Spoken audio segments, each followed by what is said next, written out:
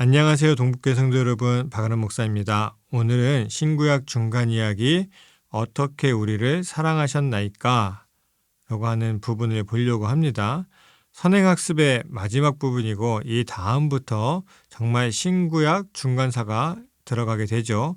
오늘의 이 표현 어떻게 우리를 사랑하셨나이까? 라고 하는 것은 구약 성경에 역사적으로도 가장 마지막에 쓰여졌다고 알려진 말라기의 말씀의 한 부분입니다.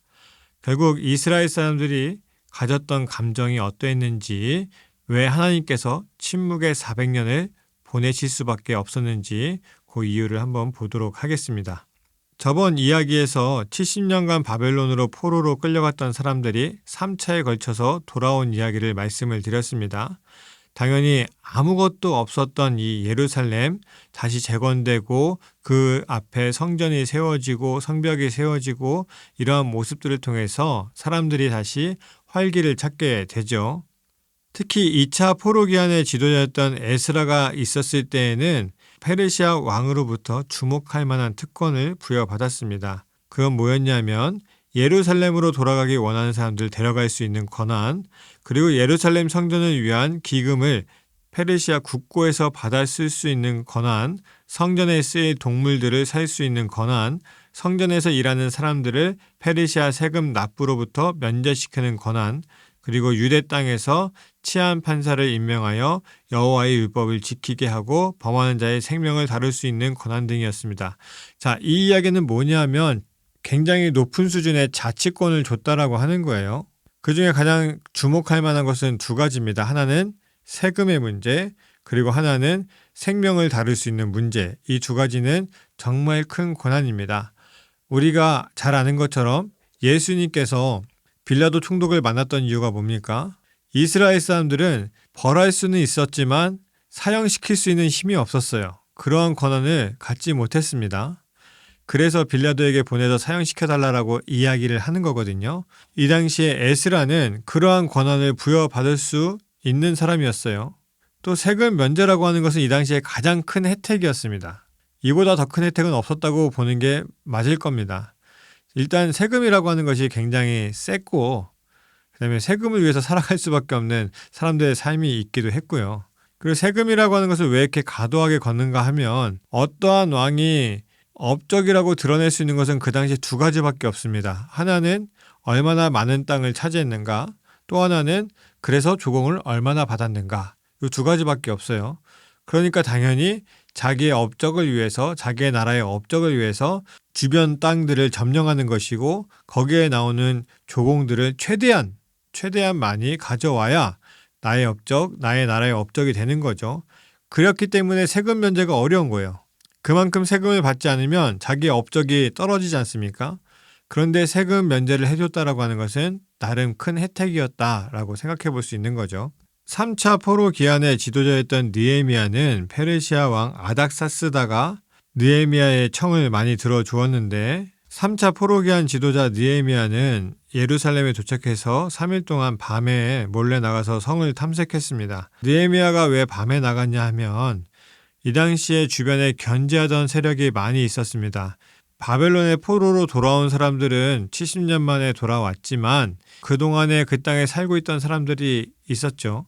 그 사람들이 끊임없이 방해했었고 또 이스라엘이라고 하는 지역 자체가 이집트에서 올라오는 길과 완전히 밀접하게 연결되어 있기 때문에 당연히 페르시아 입장에서는 이 지역을 신경 쓸 수밖에 없습니다. 그 주변에 다른 바벨론 총독들, 그러한 도시들이 이 예루살렘에 대해서 질투할 수밖에 없는 그런 상황들이 있었습니다. 그래서 이전에도 반대파들이 바벨론에 귀환한 사람들 여러 가지 일들을 방해한 경력들이 있었기 때문에 이 느헤미야라고 하는 아닥사스다 왕의 아주 중요한 인물이 이 자리에 왔으니까 얼마나 경계하겠습니까? 그래서 뭘 하려고 하는지 트집 잡히거나 보여주지 않기 위해서 몰래 밤에 나가서 주변을 돌아본 거예요. 자, 이 느헤미야는 추진력 있게 성벽 건축을 시작합니다. 그런데 이런 성벽 건축을 할 때에 당연히 주변의 민족, 특히 사마리아가 많이 방해를 했었습니다. 요세푸스 역사학자에 의하면 암몬 사람들과 모압 사람들 그리고 사마리아 사람들과 코엘레, 수리아 주변에 있는 모든 민족들이 느헤미야가 주도하는 성벽 건축을 방해했다라고 기록을 하고 있습니다. 그래서 느헤미야는 정말 힘들게 성벽을 다시 건축하게 돼요. 밤낮으로 그 성벽을 지켰고 성벽을 쌓는 그 와중에도 한 손은 일하고 한 손은 무기를 들고 성벽을 건축하게 되죠. 성경에서는 52일 만에 예루살렘 성벽 공사를 마쳤다라고 기록하고 있고 요세푸스는 2년 4개월 정도 걸렸다라고 이야기하고 있습니다. 정확한 건 알 수 없습니다. 어느 정도 수준에서 52일 만에 완성했는지에 대해서는 우리가 정확하게 알 방법이 없는 거죠. 그래서 한 가지 좀 볼 게 있는데 지금 화면을 보시면 예루살렘의 변천사 해가지고 왼쪽과 아래쪽에 이제 조그맣게 그려져 있는 그림이 있습니다. 여기 보게 되면 현재 예루살렘 성의 모습이다라고 되어 있죠. 지금 파란색으로 되어 있는 이 구간이 오른쪽 가장 크게 나온 그거랑 똑같은 겁니다. 지금 예루살렘 지역이 이렇게 구성이 되어 있는 거죠. 거기에 비해서 옛날에 다윗 왕의 예루살렘은 어떠했는가 보게 되면 왼쪽 메뉴의 그림을 보게 되면 밑에 검은색이 있죠. 그것이 다윗 왕 때의 예루살렘 성입니다. 굉장히 작죠. 굉장히 작습니다. 우리가 예루살렘 성 굉장히 화려하고 대단하고 이렇게 많이 표현하지만 역사로 볼 때 그렇게 대단하진 않았다. 그 바로 오른쪽에 보게 되면 솔로몬 시대의 예루살렘에 나와 있는데 다윗 시대랑 비교해 보면 위쪽으로 더 올라갔습니다. 근데 그 위쪽이 파란색과 겹치죠. 그 부분이 어디냐면 성전입니다. 성전. 솔로몬 때 성전 건축을 하게 되죠. 그러니까 위로 성전 건축한 자리가 더 늘어나게 된 거예요. 그다음에 히스기야 때 굉장히 많이 늘어나게 되고 그리고 다시 바벨론 포로 이후에 돌아온 다음에 느헤미야, 에스라 이 시대를 보게 되면 솔로몬 시대와 똑같습니다. 솔로몬 시대와. 여기서 우리가 주목해야 될 것은 무엇이냐면요. 느헤미야와 에스라 시대에 다시 재건된 이스라엘, 다시 재건된 성전이라고 하는 그 규모가 솔로몬 시대만큼 작았다라고 하는 거예요. 굉장히 작았다라고 하는 것이고 또 그 다음 사진 한번 보게 되면 지금 흑백으로 나와 있는 게 다윗 시대에 건축된 성벽으로 알려져 있습니다. 그리고 위에 칼라로 약간 베이지 비슷하게 나와 있는 저 색깔이 느헤미야 시대에 지어진 성벽으로 알려졌습니다. 그러니까 느헤미야가 52일 만에 건축했다라고 하는 성벽은 정말 아무것도 없는 곳에서 성벽을 완전하게 건축한 게 아니라 옛날 그 터 위에 조금 더 중축한 방식으로 했을 것이다. 이렇게 추측해 볼 수 있습니다. 그렇게 하지 않고는 52일 만에 무언가 하기는 굉장히 어렵겠죠. 또 규모 면에서도 옛날 솔로몬 시대와 비슷하기 때문에 그나마 52일 만에 가능했을 것이다 라고 이제 생각해 보는 게 맞을 것 같습니다. 자, 그렇게 예루살렘 성벽 공사를 마치게 되고 느헤미야가 유대의 총독으로 12년간 있게 됩니다. 그리고 다시 아마 페르시아로 돌아갔던 것 같은데 느헤미야가 페르시아로 가자마자 어떤 문제가 생기냐면 이전에 이 이스라엘 사람들이 종교적인 개혁이 있기 전에 있었던 버릇들이 다시 올라오게 되는 거죠. 자, 느헤미야는 왕의 총애를 받는 사람이었습니다. 이 사람이 와서 이렇게 하겠다고 하니 할 수밖에 없는 입장이었겠죠. 그게 좋든지 싫든지 옳든지 그르든지 그와 상관없이 느헤미야라고 하는 대단한 사람이 왔기 때문에 거기에 누가 토를 달 수 없었던 거예요. 그런데 이 느헤미야가 돌아가니까 다시 문제가 생기게 됩니다. 그 중에 하나가 무엇이었냐면 암몬 사람 도비아라고 하는 이 사람이 성전의 한 구석의 방을 차지하고 있었습니다. 이 도비아라고 하는 사람은 어떠한 사람이냐면 바벨론이나 이 바사의 앞잡이 같은 사람이에요. 그래서 정치적인 이득을 보는 그러한 사람이었습니다.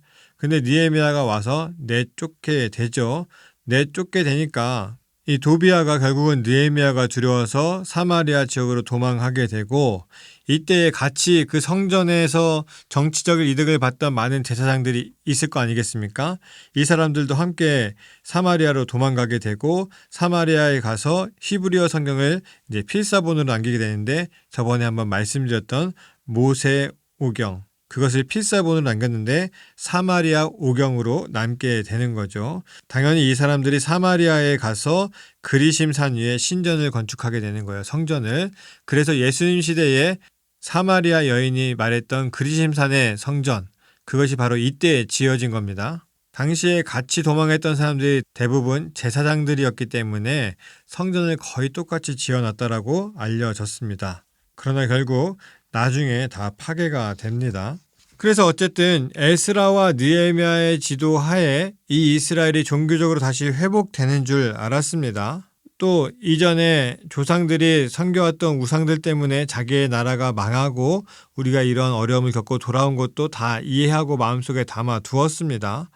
그런데 문제는 정말 하나님께 감사하며 하나님의 사랑을 느끼며 이 신앙생활을 하는 게 아니라, 제사를 드리는 게 아니라 하나님이 두렵기 때문에 제사를 드리고 그 앞에 엎드리기 시작했다는 거예요. 다시 우리가 우리의 조상들처럼 우상을 믿고 하나님 앞에 까불면 우리나라는 다시 없어질 것이다. 이 두려움이 가장 큰 두려움이었어요. 그래서 이 시대부터 예수님의 시대까지 제사를 딱히 멈춘 적이 없었습니다. 물론 특별한 경우가 있긴 했지만 일부러 멈추거나 나태해서 멈춘 적은 없었습니다. 또 우상을 섬기지 않았습니다. 절대 섬기지 않았어요. 그런데 모두가 형식적이었습니다. 그래서 나중에 예수님의 시대를 보게 되면 성전 안에 여러 가지 돈을 환전하는 곳이나 제사를 드릴 때 필요한 재물을 산다든지 이런 동물들을 사는 것, 그런 마켓들이 이제 성전 안으로 다 들어와 있죠. 그렇게까지 될 수밖에 없었던 것은 간단합니다. 제사만 드리면 된다. 우상만 섬기지 않으면 된다. 그렇게 하면 우리가 하나님께 버림받을 일은 없을 것이다 라고 하는 냉소적인 신앙으로 바뀌게 되었기 때문에 그렇습니다. 결국은 말라기 1장 2절에 보게 되면 하나님께서 내가 너희를 사랑하였노라 라고 이야기하실 때에 이 이스라엘 사람들, 유대인들은 오히려 이렇게 대답합니다. 주께서 어떻게 우리를 사랑하셨나이까?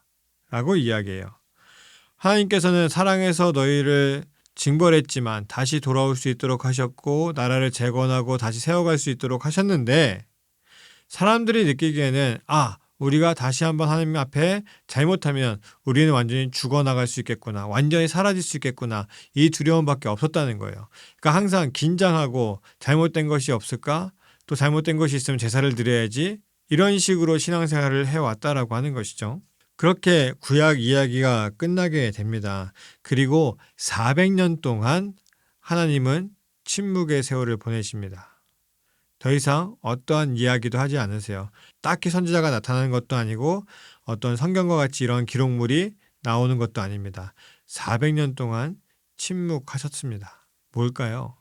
내가 어떻게 하면 이 사람들에게 사랑을 전할 수 있을까? 그동안 구약시대의 수많은 이야기를 보게 되면 하나님께서 끊임없이 이스라엘 사람들을 징벌하는 이야기가 가득 차 있습니다. 물론 그 징벌이라고 하는 것이 부모로서 자녀가 잘못된 길을 갈 때에 제대로 된 길을 알려주기 위해서 하는 징벌과 같은 의미였지만 이스라엘 사람들의 입장에서는 그렇게 느끼지 못했던 것 같아요.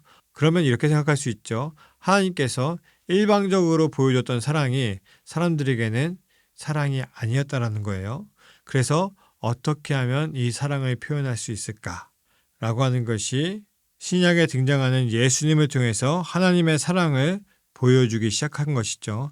사람들이 주께서 어떻게 우리를 사랑하셨나이까? 라고 하는 이 표현에 하나님께서 대답하는데 400년이 걸렸고, 그 400년의 역사 속에서 하나님은 이렇게 대답하십니다. 하나님이 세상을 이처럼 사랑하사 독생자를 주셨으니 이는 그를 믿는 자마다 멸망하지 않고 영생을 얻게 하려 하심이라. 요한복음 3장 16절의 말씀으로 대답하시면서 이 땅에 예수 그리스도를 보내시는 거죠. 그래서 신구약이 이렇게 연결될 수 있는 기점이 구약의 말라기와 신약의 복음서를 통해서 이렇게 하나로 이어지게 되는 거죠. 그리고 우리는 그 400년 동안 하나님께서 침묵하셨을 때에 어떻게 이 세계의 정세를 이끌어 가시는가를 다음부터 우리가 함께 보게 될 겁니다. 오늘은 여기까지 하겠습니다. 감사합니다.